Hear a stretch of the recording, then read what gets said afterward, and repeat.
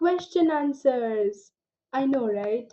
The biggest problem that every ISC arts students face is lack of resources and question answers. So do not worry when I am here. So I am ISC Arts Made Easy back with another video where I will be discussing question answers from Political Science Chapter 1, Forms of Government, Totalitarian, Authoritarian and Liberal Democratic States. So we will be doing question answers from the book exercises and also previous year ISC board questions. So, without further ado, let's begin. By the way, the question answers, even the PYQs, can be of 2 marks and a lot of other types. Like it can be of different marks distribution, but here we will not discuss the broad question in long formats. Rather, we will try to know what are the key points needed for these answers so that we can elaborate it according to our own writing styles. Starting with question number 1, define totalitarian and authoritarian states. So these are very simple and easy questions, you just have to define them. So let's read out. A political system where the government has total control over every aspect of public and private life, there is no opposition or political pluralism. Authoritarian state, a regime where power is concentrated in the hands of a ruler or a small group and political freedom is restricted, though not to the same extent as in totalitarian states. So here we have basically defined these two types of states. But if you want to enhance your answer, you and if you can learn or mug up small definitions, then you may put definitions by some famous people that are given in the books. And I would suggest maybe if it is of 2 marks or more, you can give some one or two features, merits and demerits along with it because it will just enhance your writing. Next question is also same. What is an authoritarian state? So the same answer but in a different manner we have written. A system of government characterized by centralized control, limited political freedoms, and minimal participation of the general public in governance. It usually involves a single ruler or a small group of leaders. Now, one point that you can include here is that authoritarian state is closer to totalitarian, though not exactly the same, but is very far from democratic states or liberal democratic states. You can add one or two merits and demerits as per your choice if you wish to. Next, what are the three main features of a totalitarian state? So here we have given the three main features that are absolute state control. The government controls all aspects of society, including politics, the economy, culture, and personal life. Second point, single party rule. A single political party, often led by a dictator, dominates all aspects of government. Third, suppression of dissent. Use of propaganda, censorship, and violence to eliminate any opposition. I hope it is clear. We have given the most important 3 points. Now, if it is given 3 main features, 5 main features, then you can give accordingly. But if it is asked, for example, what are the features of a totalitarian states? If 4 marks are given, you may choose to write 5 or 6 points depending on the amount of time left and speed of your writing.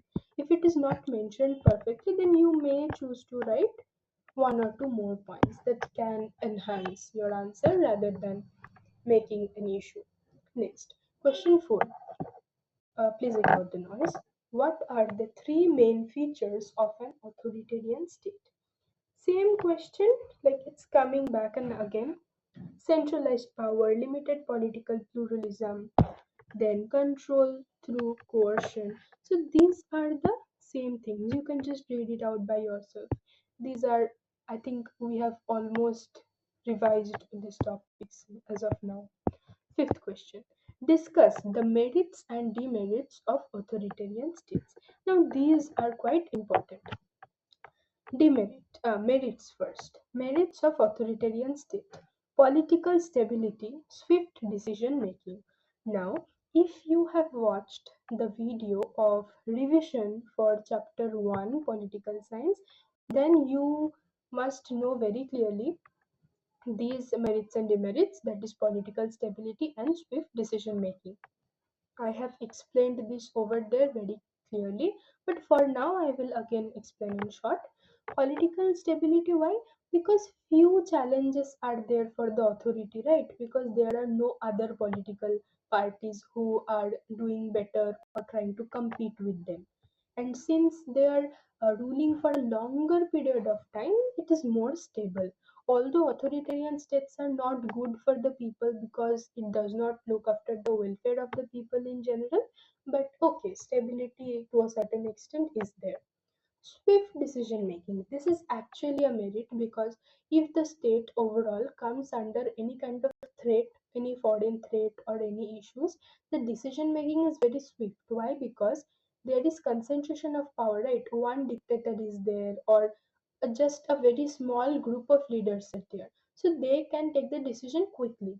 Whereas in democratic republics, what will happen? There will be like a big group of people, a large group of political leaders who will be governing whole set of government, so that will also in a way make the decision longer, it will take longer time. Okay, moving on. Demerits of authoritarian states. Lack of freedom. Citizens do not have do not have rights and freedoms, more like they have limited rights and freedoms. Sorry, right here, because totalitarian we can say that they have no rights and freedoms. In authoritarian they will have rights in a certain extent, to a certain extent. Oppression. Political opposition is suppressed, often violently. Now, political opposition is usually kept in authoritarian states, but they are under hefty suppressions. Sixth question. What is a liberal democratic state? Discuss its features. Liberal democratic state is a government system based on the rule of law, protection of individual rights, and free elections. We have discussed about this in the previous videos where we have studied that liberal democratic states, they protect the individuals. Okay, so they basically look after the people. Okay, for example, we say, right, no rule is better than self rule, or no system is better than an elected representation. So this is what actually happens in liberal democratic states. Features. Rule of law. The government operates according to established laws. For example, constitution of the state is given, so it will work according to that. Separation of power. Power is divided among different branches like executive, legislative, judicial. So they will be legislative will be making the rules, executive will be enforcing them, and judiciary will look after if it is properly executed or not, if it is working for the welfare of the people or not. So they just check and balance. Civil liberties, freedom of speech, press, religion, they all are protected. If it is violated, you can go to the courts and fight for your right. Okay. Regular elections. Citizens choose their leaders through periodic, free, and fair elections. Next, we have is dictatorship. Now, this is an important point actually, where this is a mixture kind of a thing. Why? It is a form of government where a single person or a group holds absolute power. Now, in case of dictatorship, if I would want to explain this, what happens, like what one thing is different is that this is almost like totalitarian and authoritarian government, but in case of dictatorship, there is autocracy, right? There is one particular person who deals with the whole state. So, whether the citizens will have some rights or not, whether there will be opposition or not, it entirely depends on the dictator itself. Like dictatorship is a form of government in which the ruler exercises ultimate, okay, or excessive authority. That is why it is called no autocracy. So if the person comes to power, it will be like by legal means or by illegal means, any way he can come. So he is basically he is basically responsible to himself. Okay, like in liberal democracies, what happens? The government or the ruler is actually responsible to the citizens, but here he is responsible to himself only. It is absolute rule, okay, like single person who will look after the power, who will take up the authority. So I don't if I don't remember well though, but I think I didn't discuss dictatorship in the previous video, like in the revision video very well. So I guess this is clear.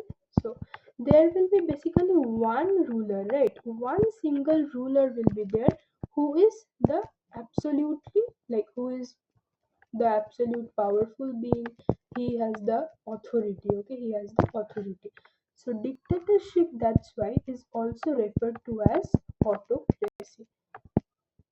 So whatever will happen to the citizens, it mostly depends upon the dictator itself. Okay, fine. Centralized control, same thing. One leader or party holds power without checks and balances, suppression of opposition, and no political freedom is there. Next, compare the features of totalitarian and liberal democratic states. So we have already talked about this before. So these questions, if you look into the pattern of the questions, this is basically when you read the chapters properly, or maybe follow the videos that I've posted, the revisions videos and all. So it can actually help you to write the question answers, because if you have the practice, you can do well. And totalitarian states, if you learn, for example, absolute state control is there. Government controls all aspects of life. Whereas in liberal democratic states, what happens? Political freedom is there. They have the right to choose their leaders. In totalitarian state, what happens is opposition is suppressed. But in liberal democratic states, the government operates within the bounds of law. Like talking about, when we are talking about opposition, what happens is, in case of totalitarian state, opposition is not there. But in liberal democratic states, opposition is encouraged. Okay, it is encouraged. Why encouraged? Because when there will be competition, there will be betterment for the government. So basically, competition equals to betterment of the government. I mean, betterment of the people. What is liberal democracy? So we have done this ample amount of times by now. Okay, why is liberal democratic state regarded as the best form of state? So what it says is, why do you think that liberal democratic state is the best form of state? So this actually balances between personal freedom and government authority. So here what happens in case of liberal democratic states, it gives power to the government that you look after the welfare of the people however you wish to, and personal freedoms to people, that you are free to do whatever you want, but it should not harm others. Okay, it should not harm others. It ensures protection of human rights. So whatever rights and freedoms are there, that will be well protected. And it also provides the platforms for citizens participation and maintains the rule of law accountability. So these are the important reasons why this proves to be the best, like one of the best forms of government. Now examples, you know all this. The Nazi Germany, Stalinist USSR, North Korea presently are totalitarian states, whereas India, USA, UK are democratic states. Moving on to totalitarian states, authoritarian states. If you see, I don't want to waste my time reading all this, and neither yours, because the screen is paused here for a while. You can pause the video and take a look at these points, because we have already discussed all this. Hmm? Fine. Now, salient features of liberal democratic states. These also we have done. So just take a look at it and you are good to go. Now, merits of liberal democracies. This we can actually discuss. It wouldn't be an issue. Okay, let's discuss this. What are the merits of liberal democracy? Individual freedom is there, okay? Citizens, they enjoy civil liberties and political rights. So people can take part in the politics. It depends upon them how they want to, but they can take part in politics. Accountability. Government is accountable to people. Why accountable to people? Because elections are being held. That means people actually they choose the government. So if this government is present, this is directly because people have voted them. So, for example, a political party X being in power is the direct result of the people voting them. So, they are accountable to the people. Checks and balances. Power is divided to prevent abuses. Why? We know about the three different organs, right? We know the three different organs: legislature, judiciary, then executive. So since it is divided, the power is divided, there is no concentration of power and it doesn't harm the people. What are the three now? Right now we are moving on with ISC board questions. That is, we will be discussing previous year questions. Very important. So we are going to start with it. Okay. What are the three specific features that constitute the merits of the liberal democratic state? This is of 2001, year 2001. Three features: rule of law, legal framework ensures equality and fairness, free and fair elections, protection of individual rights. Okay, these questions seem very repetitive, so by now you have understood what kind of questions will come. So I will actually move on into the last few questions, that is the recent year questions, and we will come like from back. Okay, we'll come from back. Year 2020. Distinguish between totalitarian state and liberal democratic state. So if you look into this answer, if I'll show this to you, it is very easy by now because we have discussed this about 4 to 5 times. So take a look at this answer. This is not the bigger answer. Like for example, I have written here complete control over public and private life as a point. Okay. For example, what I mean actually is, suppose for this question, these 3 points I have given. So you have, sorry, yes. So distinguish this question I was talking about. So I have given you these points. I have given you these points. You have to elaborate them. You have to write this point, explain them in your own words. That is necessary because these I have given the important points wherein you elaborate and you fetch your marks according to your writing styles. If I will provide you the entire answer, it won't do justice because I don't think you can remember all these answers altogether. So it's better that you write it on your own. Okay. Next question, 2018. Discuss the three features of liberal democratic state. Again, we have discussed this already. 2017, features of authoritarian state. Then we have features of democratic state. 2016, liberal democracy. Then okay. After you saw all these questions are very repetitive, now you see different question. Discuss any 6 merits under the Indian Constitution of liberal democracy. Now this question seems really important. First, the merits. Universal adult suffrage, or we also call it as universal adult franchise. So all citizens of age 18 and above have the right to vote. Fundamental rights. The Constitution guarantees civil liberties to the citizens of India. Independent judiciary. It ensures laws are upheld and government is accountable. Federalism. Power is shared between the central and state governments. So if I want to explain this more to you, India is basically a quasi-federal country. That is, it is power is divided into central and state governments, but somewhere the central government is more powerful. Okay, remember this. India is a quasi-federal country. Secularism. India has no state religion. That is, India does not support any religion more or less. Everyone is equal. Every religion is equal to India. Parliamentary system, we have got elected representatives from the government ensuring accountability. So when I find some different kind of questions like this, I will explain. Rather, other than that, we will just look into the questions. Okay. Yes. How is liberal democracy a representative government? Okay, this is also another important question. How do you think this happens? Now, liberal democracy, in this case, what happens? The citizens, they elect their own representatives who make laws and policies on their behalf. And representative government means ensures political participation with elected official being accountable to the electorate through periodic elections.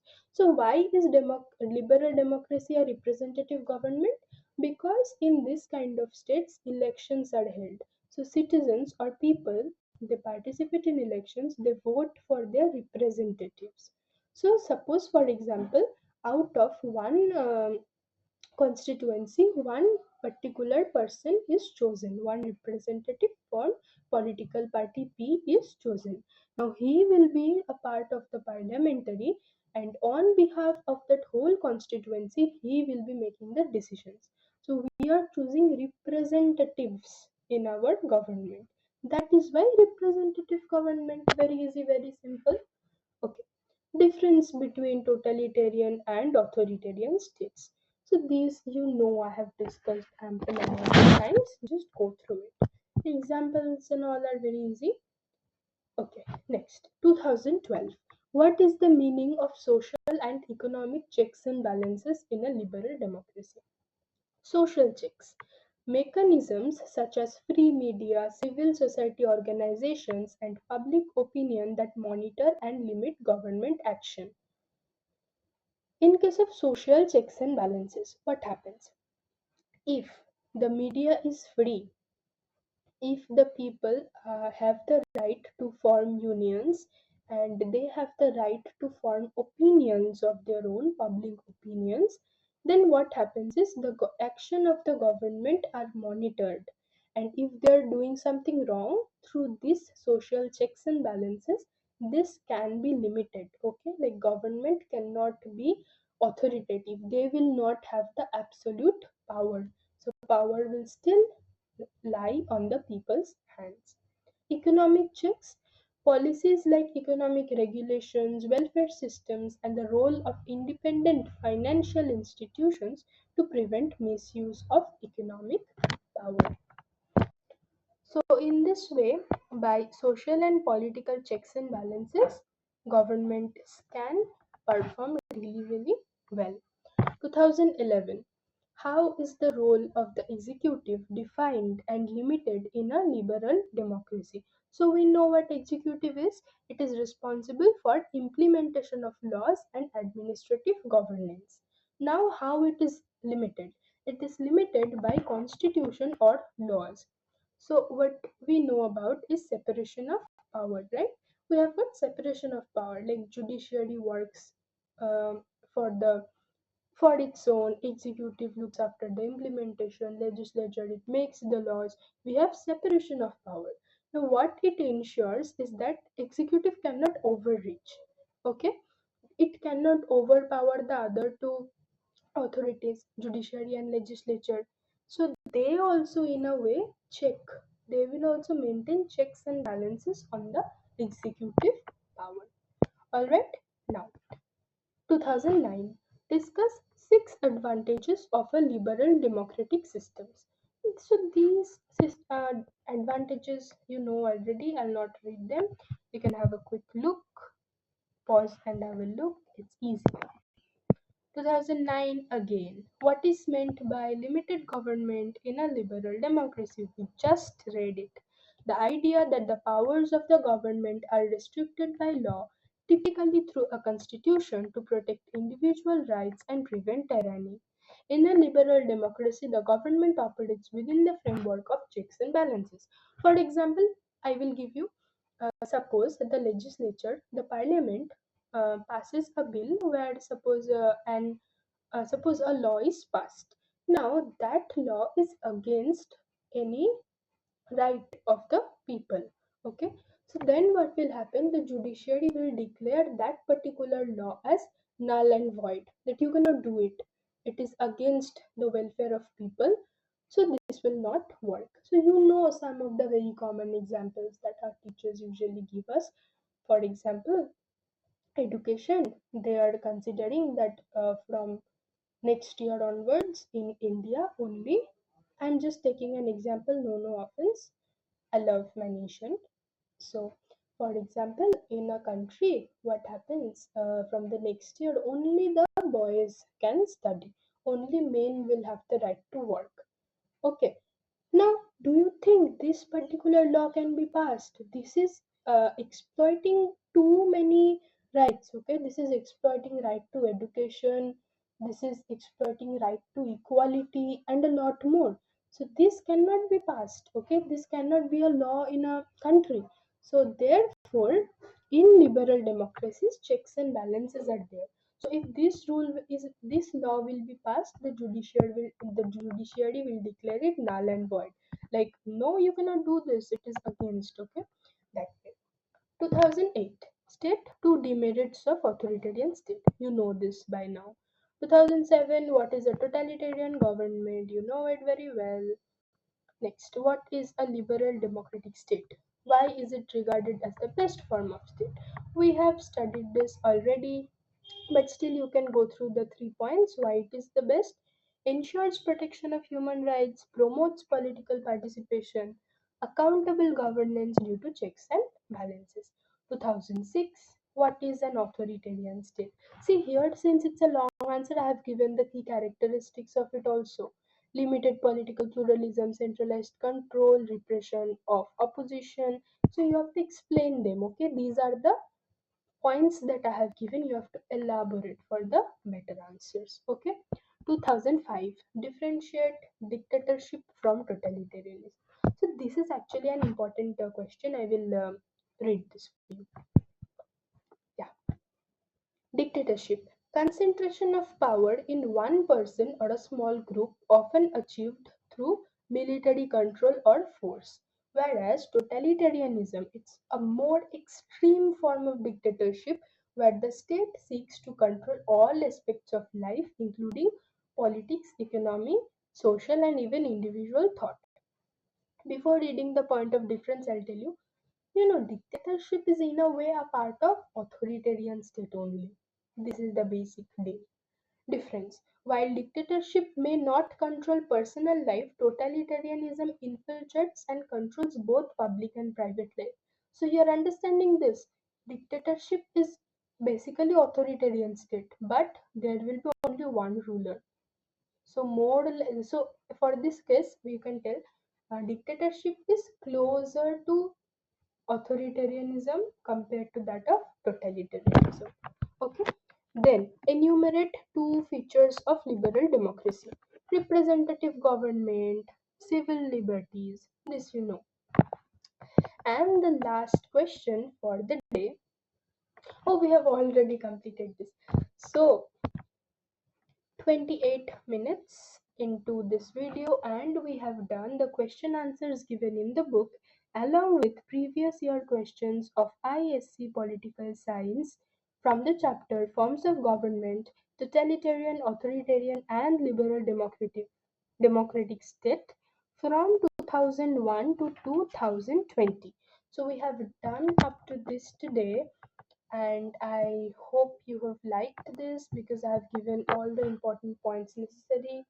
And I will suggest you please look into the revision video of this chapter. The points will be very clear. I've given notes over there. So yes, I hope this helps. If you need any new kind of videos or anything that you wish to see, Please comment down below, like and share to your friends if you want to. And yes, today we end here. And I hope you like how I'm teaching. If you need any changes, please let me know. So, thank you and peace out.